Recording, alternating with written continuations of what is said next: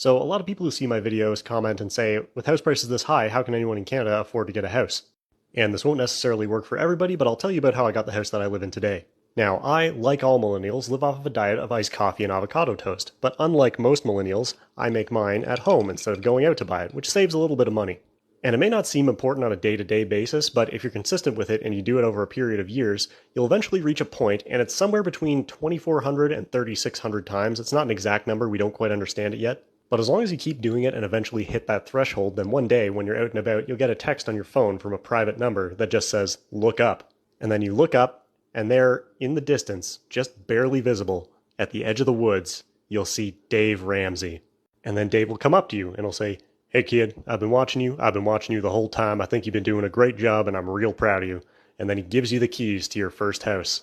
And honestly, kudos to him for putting his money where his mouth is. You know, a lot of people think he's just this out-of-touch boomer who's criticizing young people based on his own experience, which is really no longer relevant anymore because so many things have changed. But no, in real life, he's actually going out and making sure that if people follow his advice, they'll get that first home.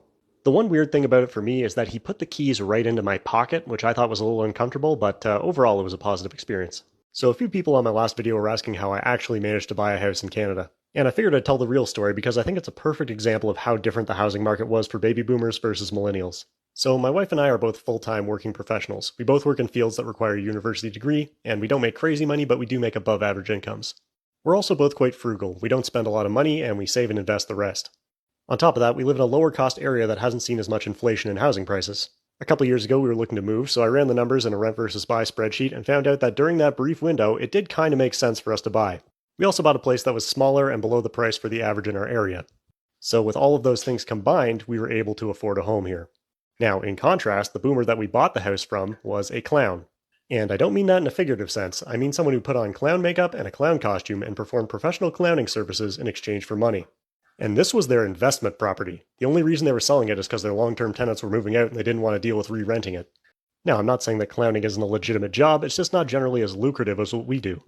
Now, there were a lot of comments on my Dave Ramsey videos saying that, if you make enough sacrifices and you save up enough and you work hard enough, then it's not impossible to buy a house.